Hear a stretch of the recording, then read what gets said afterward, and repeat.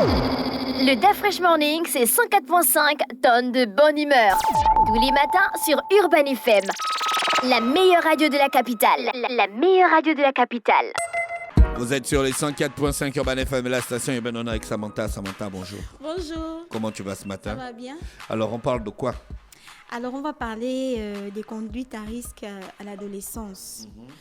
Donc, beaucoup de personnes se plaignent aujourd'hui des différents ados qu'ils ont dans les maisons, qui n'arrivent pas à contrôler leur comportement, ils n'arrivent pas à comprendre ce qui se passe avec les enfants dans les maisons. Donc, on va essayer d'expliquer un peu pourquoi ces enfants se comportent de la sorte. Qu'est-ce qui les emmène à manifester ces différents comportements? Qu'est-ce qui justifie ça d'après toi? Bon, d'abord, il faut savoir que l'adolescence, c'est un passage obligatoire pour tout le monde. Tout le monde passe par là. Et lorsqu'on passe par l'adolescence, bien sûr, il y a des différents changements, tant sur le plan physique que psychique chez la personne.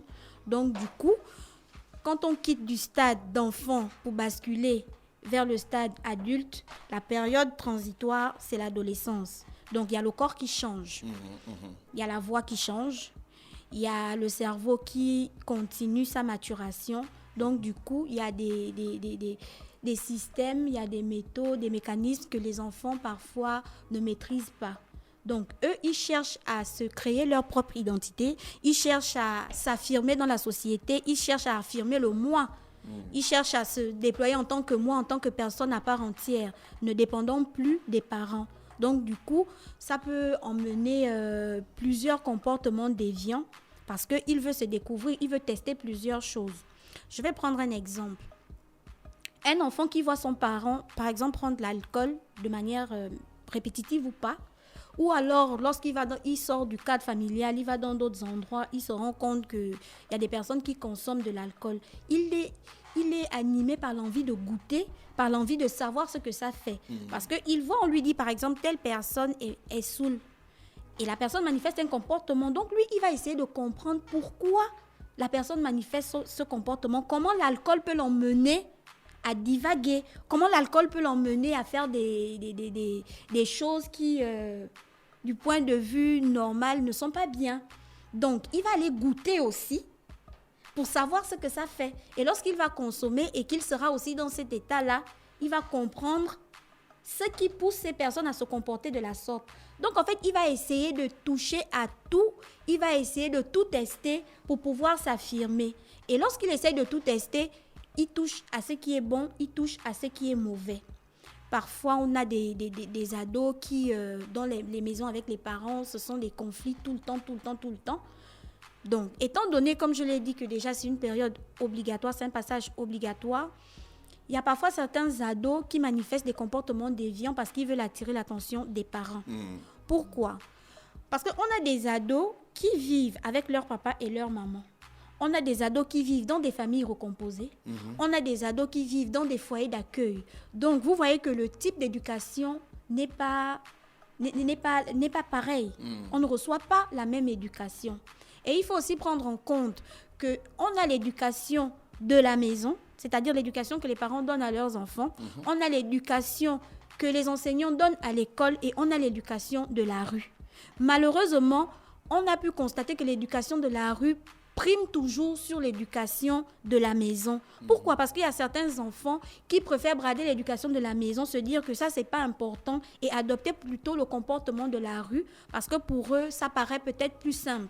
Donc, on va voir un enfant qui peut aller braquer, par exemple. Pour lui, il se dit que braquer, c'est bien parce qu'il veut obtenir, par exemple, l'article que la personne a.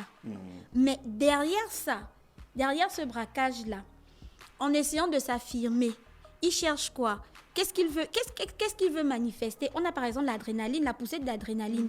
Donc, quand il expérimente cette poussée d'adrénaline, ça lui fait forcément du bien parce qu'on sait que l'adrénaline, c'est une hormone de plaisir, c'est une hormone de bien-être. Ça fait en sorte qu'on se sente bien. Donc, du coup, à chaque fois qu'il va manifester ce comportement déviant, il va se sentir bien.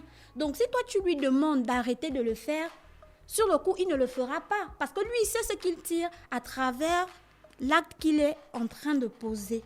Donc, on a autant de comportements déviants. Il y en a certains qui sont assez violents, qui peuvent aller jusqu'au passage à l'acte, c'est-à-dire poignarder, tuer. Il y en a d'autres qui peuvent aller jusqu'au suicide. Il y en a d'autres qui peuvent prendre des drogues. Il y en a d'autres qui peuvent s'adonner à des conduites sexuelles vraiment perverses. Donc, il y a autant de choses pendant l'adolescence.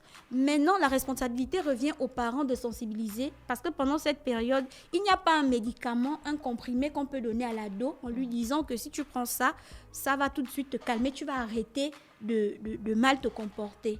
Il n'y a pas de comprimé pour ça. Il n'y a pas une thérapie proprement dite on va appliquer pendant l'adolescence, que si on est adolescent et que l'enfant suit cette thérapie, il va forcément bien se comporter. Non, ça passe par la sensibilisation. La sensibilisation à quel moment? Au stade enfant d'abord, le parent sensibilise l'enfant. Pendant l'adolescence aussi, le parent Mais ça passe aussi par l'exemple. Le parent doit être exemplaire dans son attitude parce que l'enfant ne fait que ce qu'il voit. Oui, l'enfant ne fait que ce qu'il voit, mais c'est comme je t'ai dit, il y a certains enfants qui passent bien cette période-là. Donc, il n'y a pas de comportement déviant obligatoire chez tout le monde? Non, il n'y a pas de comportement déviant obligatoire chez tout le monde. Parce que tout le monde ne vit pas l'adolescence de la même manière. Il y a des ados qui sont plutôt calmes, qui traversent cette période de trouble-là de façon vraiment posée, que le parent peut se dire, mais waouh, vraiment, j'ai été chanceux d'avoir un enfant qui n'a pas divagué. Mais ça, c'est ce que le parent voit. Ça, c'est le paraître. Ça, c'est la coquille que l'enfant montre. Mais derrière ça, le parent ne sait pas si l'enfant s'adonne, par exemple, à la pornographie pour découvrir des plaisirs sexuels. Le parent ne sait pas si l'enfant s'adonne, par exemple, à la masturbation. Le parent ne sait pas si l'enfant a déjà découvert l'acte sexuel, mais par peur d'en parler, préfère se renfermer et le vit de manière posée, quoi. Il y a d'autres parents qui ne savent, par exemple, pas que les enfants consomment des drogues. Donc, il va consommer, il arrive à la maison, il est dans sa chambre, tranquille. Mais moi, j'ai un enfant qui est tout le temps dans sa chambre, il n'a pas d'amis. Bon, pas il n'a pas d'amis, il n'est pas dehors avec les autres, il ne traîne pas, il ne joue pas comme les autres ados, il est tout le temps à la maison. Vraiment, c'est quelqu'un de calme. Mais derrière ça, il peut aussi manifester un comportement déviant qui n'est peut-être pas visible tout de suite parce qu'on n'a pas poussé loin, on n'a pas poussé le bouchon loin pour savoir exactement ce qui se passe chez cet enfant-là. Donc, on ne peut pas toujours dire que parce que l'enfant est calme, il n'a manifesté aucun comportement déviant, il n'a manifesté aucun comportement à risque, que c'est forcément un enfant stable, un ado stable. Mais il faut toujours aller au-delà de ça. Voilà pourquoi je disais que ça passe par la sensibilisation. Il faut sensibiliser au maximum pour limiter les dégâts. Parce que l'ado, on a dit, pendant l'adolescence, le cerveau est encore en développement. Donc lui, il ne sait pas faire la différence entre l'émotionnel et le réalisme, en fait. Il ne sait pas ce qui est rationnel. Il va toujours mettre les émotions dans ses prises de décision.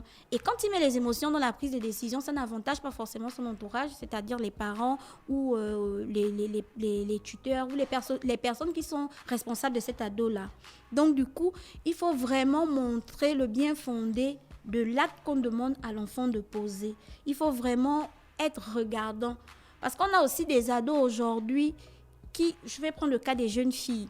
La maman va peut-être dire à la jeune fille, mais tu es belle, tu as un beau corps, sers-toi de ton corps pour emmener de la nourriture à la maison. Si une maman dit ça à son enfant, implicitement, ça veut dire quoi? Ça veut dire que va utiliser ton corps comme moyen de production de sous et puis tu remplis les courses à la maison. Ça, c'est pas bien parce que lorsqu'elle va, elle est exposée à tous les dangers. Voilà, elle est exposée à tous les dangers. On a les maladies, on a des conduites perverses à outrance. On a beaucoup de facteurs. Parce que lorsqu'elle va, elle ne va pas le faire avec des ados comme elle. Elle va forcément le faire avec des adultes qui sont déjà tout constitués, qui savent déjà ce qu'ils font. Donc, l'enfant est vraiment exposé. Et après, ça peut réveiller l'esprit de rébellion chez l'enfant. Et elle va commencer à clasher sa maman dans la maison. Parce qu'elle dira à sa maman que c'est toi qui es à l'origine de la personne que je suis devenue. Est-ce que la crise d'adolescence est différente à gérer de la manière dont on a un garçon ou encore on a une fille? Déjà, le garçon est différent de la fille déjà sur le point de vue physique. Donc, tu vois que ça ne se manifeste pas de la même façon. Pourquoi? La fille, par exemple, elle va constater qu'il y a la poitrine qui enfle. Le garçon, il n'a pas la poitrine qui enfle. Donc, le comportement de défense que la fille peut manifester, le garçon ne manifestera pas forcément ce même comportement. C'est-à-dire que les zones ciblées sont différentes. Donc, les solutions aussi sont différentes, les manifestations sont différentes. Le jeune garçon, il peut par exemple s'adonner au sport pour essayer d'évacuer le stress qu'il ressent parce qu'il voit son corps changer. Il était un petit garçon, aujourd'hui, il se rend compte que la voix a changé, il y a la pomme d'Adam qui est sortie, il a des poils qui poussent un peu partout. Tu vois que pour masquer ça, il peut peut-être s'adonner au sport. Mais la jeune fille ne fera pas la même chose. La jeune fille, par exemple, elle va voir ses premières règles, chose qu'elle ne connaît pas, elle n'a jamais vécu ça. Ça peut causer un stress chez elle. Est-ce que le stress lié à l'apparition des menstrues va forcément pousser la jeune fille à aller faire du sport? Non. Donc, il y a autant de facteurs, mais le petit garçon et la petite fille ne vivent pas l'adolescence de la même façon. D'accord, Samantha, on a fait le tour de la question aujourd'hui. On te remercie d'avoir accepté notre invitation. Te souhaite de passer une bonne journée à l'écoute des programmes d'Urban FM. Merci. Le Day Fresh Morning, c'est 104.5 tonnes de bonne humeur. Tous les matins sur Urban FM. La meilleure radio de la capitale. La meilleure radio de la capitale.